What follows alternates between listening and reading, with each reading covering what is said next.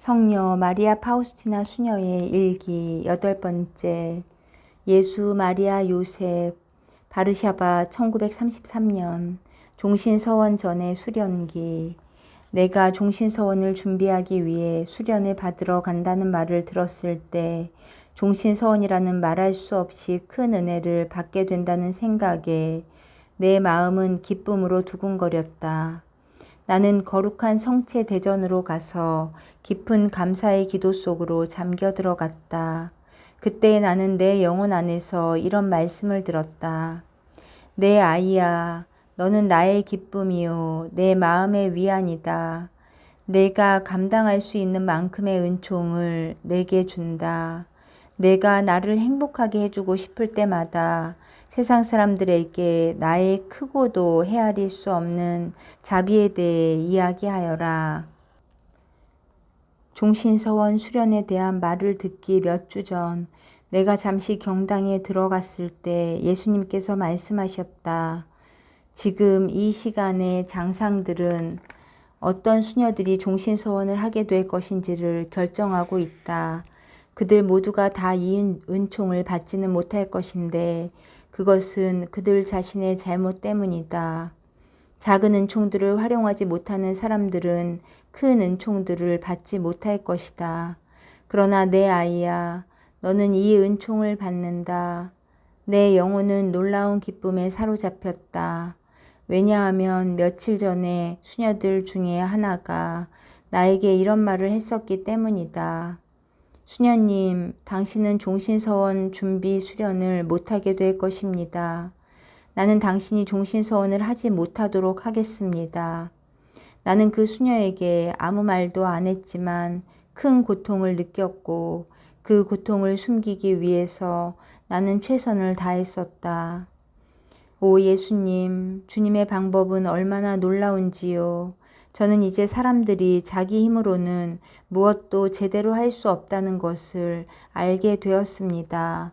왜냐하면 저는 지금 주님께서 말씀하신 대로 종신서원 준비 수련을 하게 되었기 때문입니다. 때로는 너무나 고통스럽고 힘이 들어서 수녀원에서도 이런 일이 있을 수 있을까 하고 상상하기가 어려울 지경이지만 그래도 나는 언제나 기도에서 영의 빛과 힘을 발견한다. 놀랍게도 하느님께서는 이런 일들을 허락하시는데 그것은 언제나 영혼 안에 덕을 발전시키거나 드러내기 위한 것이다. 이것이 시련이 있는 이유다. 오늘 1932년 11월 나는 제3 수련기를 하기 위해서 바르샤바에 도착했다. 장상들과 함께 따뜻한 인사를 나눈 후에 나는 잠깐 작은 경당에 들어갔다. 갑자기 하느님의 현존이 내 영혼을 가득 채웠고 나는 이런 말을 들었다. 내 딸아, 나는 내 마음이 내 자비로운 성심을 모범으로 하여 형성되기를 원한다. 너는 나의 자비 안에 완전히 흡수되어야 된다. 경애하는 수련장 수녀님, 마우고자타 수녀님이 즉시 나에게 그 해에 피정을 했느냐고 물었고 나는 아니라고 대답했다. 그러면 수녀님은 먼저 최소한 3일 피정이라도 해야 합니다. 다행히도 발렌도프에서 8일 피정이 있어서 내가 그 피정에 참석할 수 있었다. 그러나 이 피정을 하러 떠나려니까 많은 문제들이 생겼다. 어떤 사람이 내가 이 피정에 가는 것을 강력히 반대해서 거의 가지 않는 쪽으로 결정이 된 것이다. 저녁 식사 후 나는 5분간의 조배를 위해 경당에 들어갔다. 갑자기 나는 주 예수님을 배웠고 그분은 내게 말씀하셨다. 내 딸아, 나는 너를 위해서 많은 은총들을 준비하고 있다. 너는 내일 시작하는 피정에서 그 은총들을 받을 것이다. 나는 대답했다. 예수님, 그 피정은 이미 시작되었고 저는 그곳에 가지 않기로 되어 있습니다. 그래도 그분은 말씀하셨다. 너는 내일 피정을 시작할 것이다. 그러니 준비하여라. 너의 출발을 위해서는 내가 장상들과 함께 준비할 것이다. 이 말씀을 하신 후에 주님은 바로 사라지셨다. 나는 일이 어떻게 되어갈 것인지 의아하게 생각하기 시작했다. 그러나 잠시 후 나는 이런 모든 생각들을 떨쳐버리고 나 스스로가 온통 비천함 그 자체라는 것을 깨달을 수 있도록 성령의 빛을 청하면서 내가 가진 얼마 안 되는 시간을 기도에 바쳤다. 잠시 후에 나는 일을 하러 가기 위해서 경당에서 나왔다. 그런데 얼마 안 되어 총장 수녀님이 나를 부르더니 말했다. 수녀님, 내일부터 피정을 시작할 수 있도록 오늘 발레리아 수녀와 함께 발렌두프로 가십시오. 발레리아 수녀님이 다행스럽게도 여기에 계셔서 함께 갈 수 있습니다. 2시간 후에 벌써 나는 발렌두프에 도착해 있었다. 나는 잠시 동안 속으로 성찰했고 오직 예수님만이 이런 식으로 일을 조정하실 수 있다는 것을 알게 되었다. 내가 피정하러 가는 것을 전적으로 반대하던 사람이 나를 보았다. 그는 놀라움과 불만을 토로했다. 나는 이런 것에 개의치 않고 그에게 다정하게 인사를 한 후에 피정 동안에 내가 어떻게 해야 할 것인지를 배우기 위해서 주님을 방문하러 갔다. 피정 전에 내가 주님과 나눈 대화들, 예수님께서 이 피정은 다른 피정들과는 좀 다를 것이라고 내게 말씀하셨다. 너와 나의 친교에 대해서 너는 깊은 평화를 유지하도록 노력하여라. 내가 이 문제에 대한 모든 의혹을 없애주겠다. 지금 내가 너에게 이렇게 말하는 순간에는 내가 평화를 느끼고 있지만 내가 말하기를 그치는 순간부터 내가 의심할 만한 근거를 찾기 시작하리라는 것을 나는 알고 있다. 그러나 내가 내 영혼에게 확신을 줄 것이기 때문에 내가 걱정을 하고 싶어 해도 내 힘으로는 그렇게 되지 않을 것임을 너 스스로 알게 되기를 바란다. 지금 내게 말하고 있는 것이 나라는 것을 증명해 줄 터이니 너는 피정 둘째 날에 피정 지도 신부에게 가서 고해 성사를 보도록 하여라. 그날 너는 피정 지도 신부가 강론을 끝내자마자 바로 그에게 가서 나에 관해서 의심스러운 모든 것을 그에게 말하도록 하여라. 나는 그 사제의 입술을 통해서 너에게 대답하겠다. 그러면 너의 두려움은 없어질 것이다. 이 피정 기간 동안에는 침묵을 아주 엄격하게 지켜서 마치 내 주위에 아무도 없는 것처럼 되도록 하여라. 너는 나와 너의 고해 신부에게만 말을 해야 한다. 너의 장상들에게는 보속을 청하기 위해서만 말해야 한다. 나는 주님께서 나에게 그렇게까지 친절하게 해주시고 또 나를 위해서 당신을 그렇게까지 낮추신 것에 대해서 말할 수 없이 큰 기쁨을 느꼈다. 피정 첫날 나는 누구보다도 제일 먼저 경당에 들어가려고 노력했다. 그리고 묵상을 하기 전에 잠깐 동안 성령과 성모님께 기도했다. 나는 하느님의 어머니께 내가 이런 내적 영감을 충실히 따를 수 있도록 그리고 하느님의 뜻이 무엇이든 그 뜻을 충실히 수행할 수 있도록 나에게 은총을 얻어주시라고 간절히 청했다. 나는 이 피정을 아주 특별한 종류의 용기를 가지고 시작했다. 침묵을 지키기 위한 투쟁. 언제나 그러했듯이 여러 분원에서 사는 수녀들이 피정을 하려고 모였다. 오랫동안 만나지 못했던 수녀들 중에 한 사람이 나의 방으로 찾아와서 내게 할 말이 있다고 했다. 나는 그에게 대답을 하지 않았고 그는 내가 침묵을 깨고 싶어 하지 않는 것을 알았다. 그는 나에게 수녀님, 나는 당신이 이렇게 별난 사람인 줄 몰랐습니다. 라고 말하고는 가버렸다. 나는 그가 자신의 이기적인 호기심을 채우는 것 외에는 다른 볼 일이 없다는 것을 잘 알고 있었다. 오 하느님, 제가 계속 충실할 수 있도록 보호해 주십시오. 피정을 지도하시는 사제는 미국에서 오신 분이었다. 그분은 잠시 폴란드에 왔다가 우리의 피정을 지도하게 된 것이었다. 그분의 인품에는 깊은 내적 생활이 반영되고 있었다. 그분의 태도와 행동이 그분의 영의 위대함을 증명하고 있었다. 고행과 명상이 이 사제의 특징이었다. 그러나 이런 큰 덕행에도 불구하고 나는 내가 받은 은총들에 대해서 나의 영혼을 그에게 열어 보이는데 큰 어려움을 겪었다. 죄에 대해서 말하기는 언제나 쉬운 일이지만 은총에 대해서 이야기할 때에는 참으로 힘든 노력을 해야 했고, 그럼에도 불구하고 모든 것을 다 말할 수가 없었다. 묵상 중에 받은 사탄의 유혹들, 나는 사제가 나를 이해하지 못할 것이며 또한 내가 말하고자 하는 것들을 전부 다 들을 시간이 그에게 없을 것이라는 이상한 두려움을 느꼈다. 내가 어떻게 이 모든 것을 다 말할 수 있겠는가?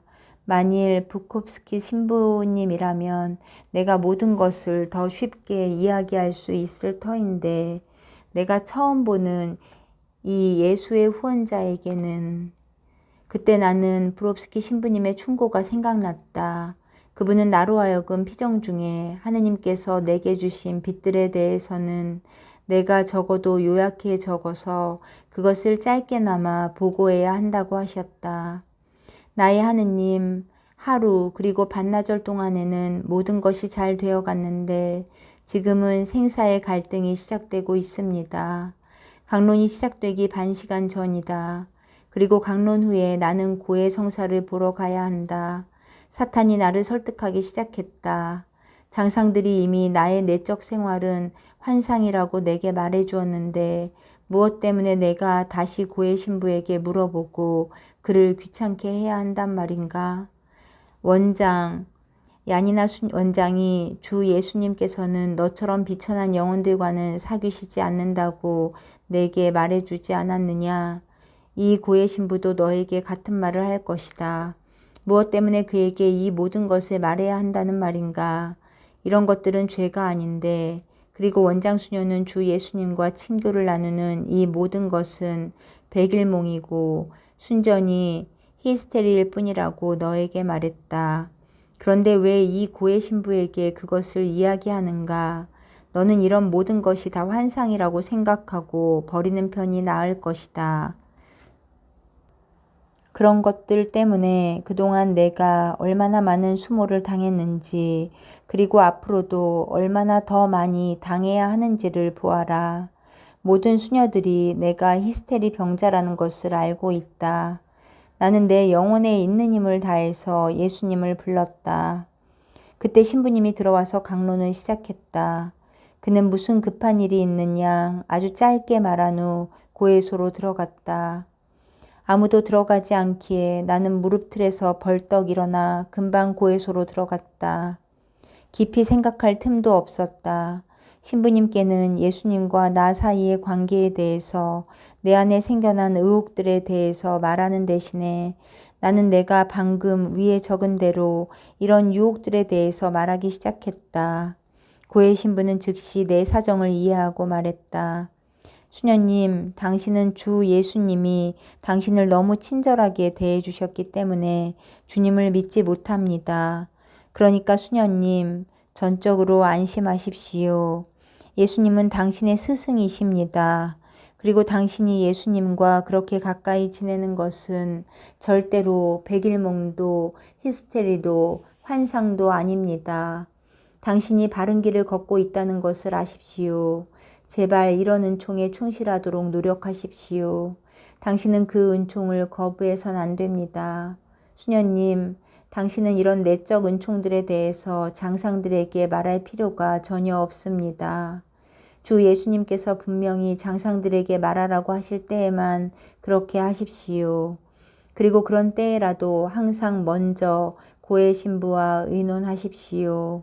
그러나 만일 주님께서 어떤 외적인 것을 요구하시면 이런 경우에는 당신의 고해 신부와 의논을 한 다음에 당신이 어떤 큰 희생을 치르게 되더라도 주님께서 당신께 부탁하신 것을 수행하십시오.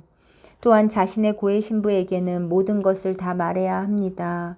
수녀님, 당신에게는 다른 길이라고는 전혀 없습니다. 당신이 영적 지도자를 발견할 수 있게 해달라고 간절히 기도하십시오. 그렇지 않으면 당신은 하느님의 이 모든 위대한 선물들을 다 낭비하게 될 것입니다. 다시 한번 말하는데 당신은 옳은 길을 가고 있으니 안심하십시오. 아무 것에도 신경을 쓰지 말고 언제나 주 예수님께 충실하십시오. 다른 사람들이 무슨 말을 하든지 상관하지 마십시오. 주 예수님께서는 아주 비천한 영혼들하고만 이렇게까지 친밀하게 사귀십니다. 그리고 당신이 자신을 더욱 낮추면 낮출수록 주 예수님께서는 자신을 더욱더 수녀님과 일치시켜 주실 것입니다. 고해소에서 나올 때 말로 표현할 수 없는 기쁨이 내 영혼을 가득 채웠다. 그래서 나는 내 마음을 온전히 하느님께 봉헌하기 위해서 수녀들을 피해 정원의 한 구석자리로 가서 몸을 숨겼다. 하느님의 현존이 나를 꿰뚫었고 보잘것없는 나의 존재는 단숨에 하느님 안에서 잠겨버렸다. 그와 동시에 나는 삼위일체의 하느님 세 분이 내 안에 거처하고 계심을 느꼈다. 아니, 느꼈다기보다는 뚜렷하게 인식했다. 그리고 내가 그렇게도 많은 걱정을 했었다는 것이 놀라울 정도로 내 영혼은 참으로 깊은 평화를 느꼈다. 결심. 비록 내가 그 대가를 무수히 많이 치르게 될지라도 나는 내적 영감들에 충실할 것이다. 먼저 고해 신부와 상의하지 않고는 나는 어떤 것도 내 마음대로 행하지 않을 것이다. 서원갱신. 아침에 눈을 뜬 순간부터 내 영은 사랑의 바다 하느님 안에 완전히 잠겨버렸다. 나는 내가 그분 안에 완전히 잠겨들었다고 느꼈다. 거룩한 미사 시간 동안 그분께 대한 내 사랑의 강도는 절정에 달했다. 서원을 갱신하고 영성체를 한 다음에 나는 갑자기 주 예수님을 배웠는데 그분은 아주 친절하게 내게 말씀하셨다. 내 딸아, 내 자비로운 마음을 보아라. 내가 그 거룩하신 성심의 시선을 고정시키자 초상화 속에 피와 물로 그려진 것과 같은 빛의 줄기들이 성심으로부터 쏟아져 나왔다. 나는 주님의 자비가 얼마나 위대한지를 깨달았다. 그리고 예수님께서 또다시 친절하게 말씀하셨다. 내 딸아, 나의 상상할 수도 없는 이 자비에 대해서 사제들에게 말해다오. 자비의 불꽃이 나를 불태우고 있다. 나는 영혼들에게 나의 자비를 계속 쏟아 부어주고 싶다. 그런데 영혼들은 나의 선함을 도무지 믿으려고 하지 않는다. 그리고 예수님은 갑자기 사라지셨다. 피정 후에는 언제나 그렇듯이 제잘거리고 소란을 피우는 사람들 무리 속에서도 내 영은 온종일 하느님에 대한 자각 속에 잠겨 있었다. 피정 후에 그 소란이 조금도 나를 방해하지 않았다. 외적으로 나는 사람들과 이야기도 했고 데르디까지 방문했지만 나의 영은 하느님 안에 있었다. 오늘 우리는 제3 수련 기간을 시작한다. 다른 수녀들은 수련소에서 수련을 하기 때문에 우리 세 수녀는 모두 마오구자타 원장이 계신 곳에서 만났다. 마오구자타 원장은 간단한 기도로 시작해서 제3 수련기의 내용을 설명하고 종신서원의 위대한 은혜에 대해서 이야기했다. 나는 갑자기 큰 소리로 울기 시작했다. 한순간에 모든 하느님의 은총들이 내 영혼의 눈앞에 나타났고 나는 나 자신이 얼마나 비천하고 하느님께 배은망덕했는지를 보았다. 수녀들은 저 수녀가 왜 울고야 다닌가 라고 말하면서 나를 꾸짖기 시작했다. 그러나 마오구자타 원장은 자기는 놀라지 않는다고 말하면서 나를 변호해 주었다. 그 시간이 끝나자 나는 성체 앞으로 갔다.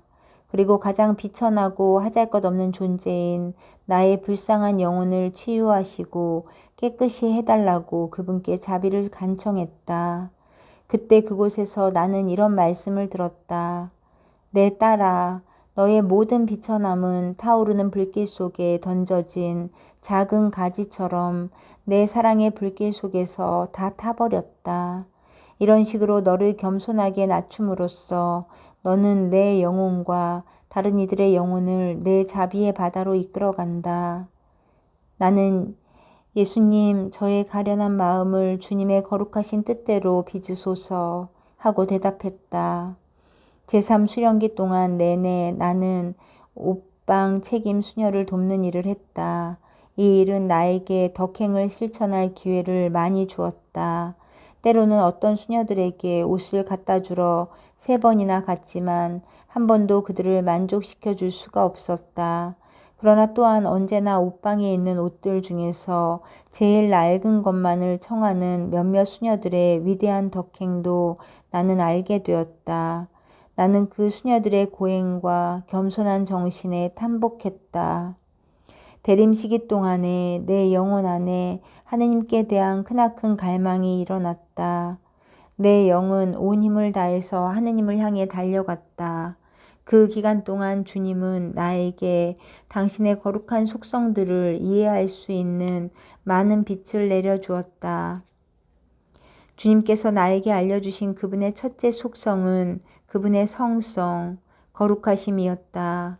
그분의 거룩하심은 너무도 커서 모든 권력과 힘이 그 앞에서는 벌벌 떤다. 순수한 영들은 그들의 얼굴을 가리고 끝없이 경배에 몰두한다. 그들은 최고의 공경을 표시하는 단 한마디에 거룩하시도다 라는 말밖에 하지를 못한다. 하느님의 거룩하심은 하느님의 교회와 그 교회 안에 있는 영혼들 위에 쏟아져 내리셨다. 그러나 똑같은 정도로는 아니었다. 어떤 영혼들은 하느님께서 완전히 차지하셨고 어떤 영혼들은 겨우 살아있을 뿐이다. 주님께서 나에게 알려주신 둘째 지식은 그분의 정의에 관한 것이다. 그분의 정의는 너무도 위대하고 드넓은 해안을 가지고 있어서 모든 사물의 중심에까지 깊이 뚫고 들어가며 모든 것이 그분 앞에서는 발가벗은 진실로 서 있을 수밖에 없으며 그 무엇도 그분에게 저항할 수가 없다. 셋째 속성은 그분의 사랑과 자비다. 그리고 나는 사랑과 자비가 가장 위대한 속성이라는 것을 이해했다. 사랑과 자비는 피조물들을 창조주께 일치시켜 준다. 나는 이 한없는 사랑과 자비의 심연을 말씀의 강생과 인류 구원의 보속을 통해 깨닫게 되었다. 그리고 이 사랑과 자비가 하느님의 모든 속성들 중에서도 가장 위대한 것임을 알게 되었다. 오늘 나는 어느 수녀님의 방을 청소하고 있었다. 나는 최선을 다해서 깨끗하게 청소를 하려 노력하고 있었는데도 불구하고 그는 계속 나를 쫓아다니면서 당신은 여기에 먼지 부스러기를 남겨두었어요. 그리고 마룻바닥 저기에도 얼룩이 남아있어요. 라고 말하는 것이었다. 나는 다만 그를 만족시켜주기 위해서 그가 말하는 곳마다 다시 가서 12번도 더 닦았다. 나를 힘들게 하는 것은 노동이 아니라 이런 잔소리와 지나친 요구였다. 온종일 동안의 나의 노고가 그에게는 만족스럽지 못했다.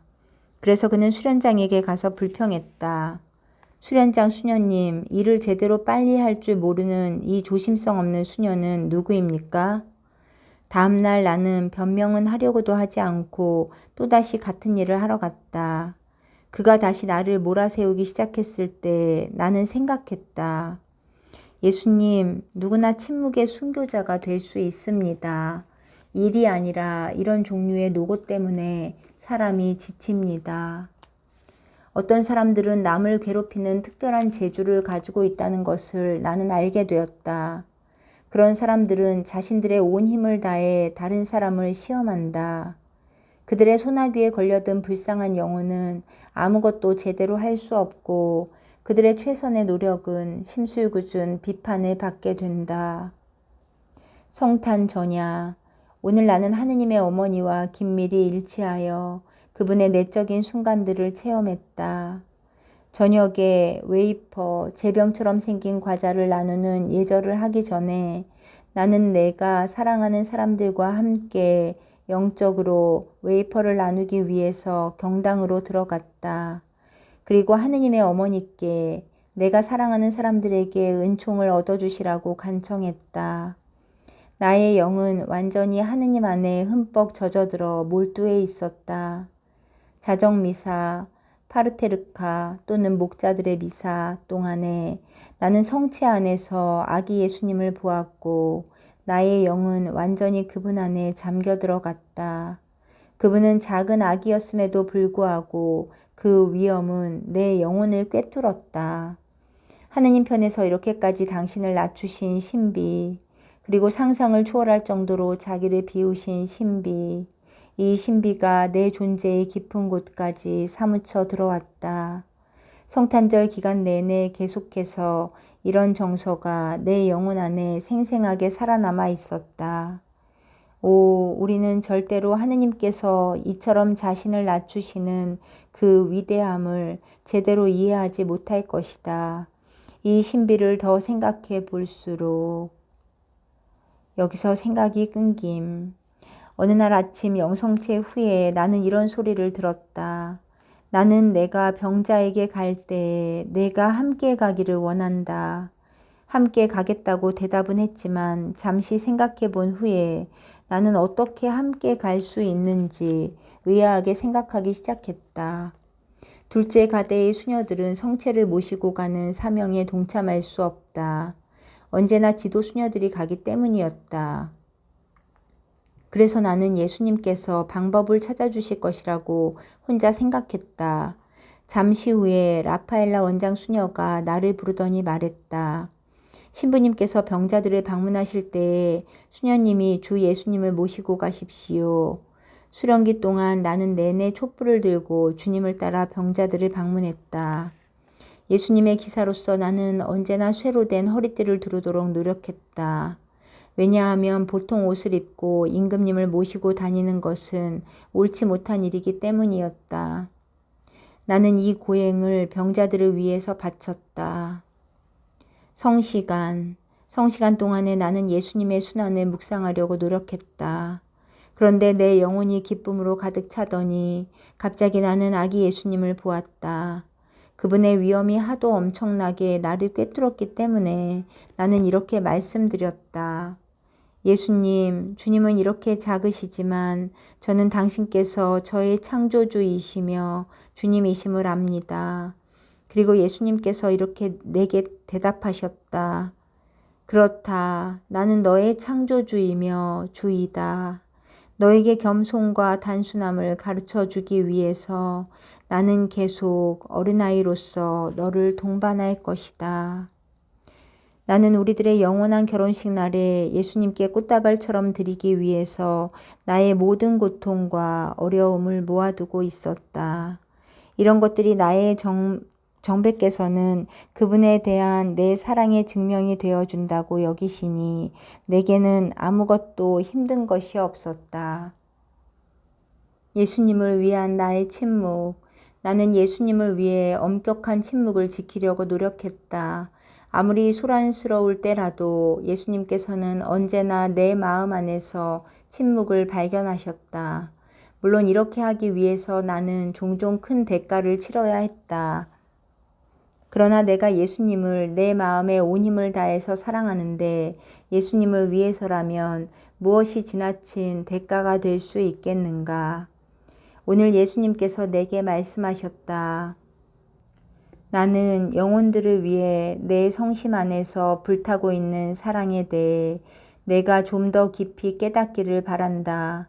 내 순환을 묵상할 때 너는 이것을 이해하게 될 것이다.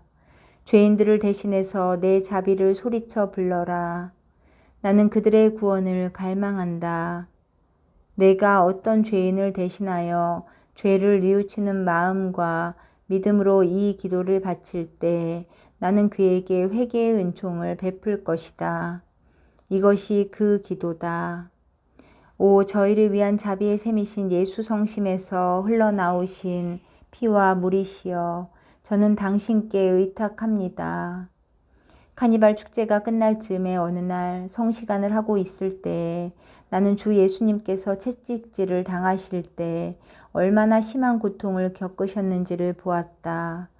오, 상상도 할 수 없을 정도의 그 고통, 채찍질을 당하시는 동안 얼마나 무서운 고통을 겪으셨는지. 오, 불쌍한 죄인들이여, 마지막 심판의 날에 당신들이 지금 이렇게 잔인하게 고문하고 있는 예수님을 어떻게 대면할 작정인가. 그분의 피가 땅 위로 쏟아졌고 여기저기 그분의 살점이 떨어져 나오기 시작했다. 나는 그분의 등에서 몇 군데의 뼈가 드러난 것을 보았다. 온유하신 예수님께서는 조용히 신음하시고 탄식하셨다. 한 번은 예수님께서 규칙을 충실히 지키는 영혼을 당신이 얼마나 좋아하시는지를 내게 알려주셨다. 영혼은 보속이나 큰 고행을 하는 것보다는 규칙을 잘 지킴으로써 더 큰 상을 받을 것이다. 규칙을 토대로 참여나 고행을 하는 영혼들도 상을 받을 것이다. 그러나 속죄나 고행이 규칙을 능가하지는 못한다. 한 번은 성체조배 중에 주님께서는 죄의 보상을 위한 특정한 고통을 지는 제물로 나를 당신께 봉헌할 것을 요구하셨다. 그것은 세상의 일반적인 죄뿐만 아니라 특히 이 수녀원 안에서 저질러지는 죄에 대해서도 속죄하는 것이라 하셨다. 나는 즉시 좋습니다, 주님. 저는 준비가 되어 있습니다. 라고 말씀드렸다. 예수님께서는 내가 어떤 고통을 겪게 되는지를 보여주셨는데 내가 받을 고난 전체가 한순간에 내 눈앞에 펼쳐졌다. 첫째로 내 지향이 인정을 받지 못하게 될 것이다. 나는 온갖 종류의 의심과 불신을 받게 될 것이고 또한 여러 가지의 굴욕과 반대를 받게 될 것이었다. 나는 여기에서 그 모든 것을 다 말하지는 않겠다. 이 모든 것들이 마치 언제 번개가 칠지 모르는 시커먼 폭풍처럼 내 영혼의 눈앞에서 나의 동의만을 기다리며 버티고 서 있었다. 한순간 나는 본능적으로 겁을 먹었다. 그때 갑자기 저녁 식사를 알리는 종이 울렸고 나는 마음을 정하지 못한 채 떨면서 경당에서 나왔다. 나는 아직 그것을 받아들이기로 결정하지도 않았고 그렇다고 주님을 거절하지도 않았기 때문에 그 희생에 관한 문제는 계속 내 앞에 있었다. 나는 자신을 완전히 그분의 뜻에 맡겨드리고 싶었다. 만일 주 예수님께서 그 희생을 내게 지으려고 하시면 나는 준비가 되어 있었다. 그러나 예수님께서는 내가 자유의사로 동의하고 그 의미를 완전히 인식하면서 그것을 받아들여야 한다는 것을 내게 알려주셨다. 그렇지 않으면 아무런 의미가 없을 것이기 때문이었다. 이 일의 모든 효력은 하느님 앞에서의 나의 자유로운 행동에 달려있는 것이었다. 동시에 예수님께서는 결정권은 완전히 나에게 있다는 것도 깨우쳐 주셨다. 나는 그것을 받아들일 수도 있고 거절할 수도 있었다. 그래서 나는 즉시 대답했다. 예수님, 저는 주님께서 저에게 보내시려는 것을 모두 받아들입니다. 저는 주님의 선하심에 의탁합니다. 그 순간에 나는 이 같은 행동을 통해서 하느님께 큰 영광을 드렸다는 것을 느꼈다. 그리고 인내심으로 무장했다. 내가 경당에서 나오자마자 나는 즉시 현실을 직면하게 되었다. 나는 그 자세한 것을 여기에 다 묘사하고 싶지는 않다. 내가 견딜 수 있는 최대한의 현실이 거기에서 나를 기다리고 있었다. 나는 물 한 방울만큼도 더는 견딜 수 없을 지경이었다.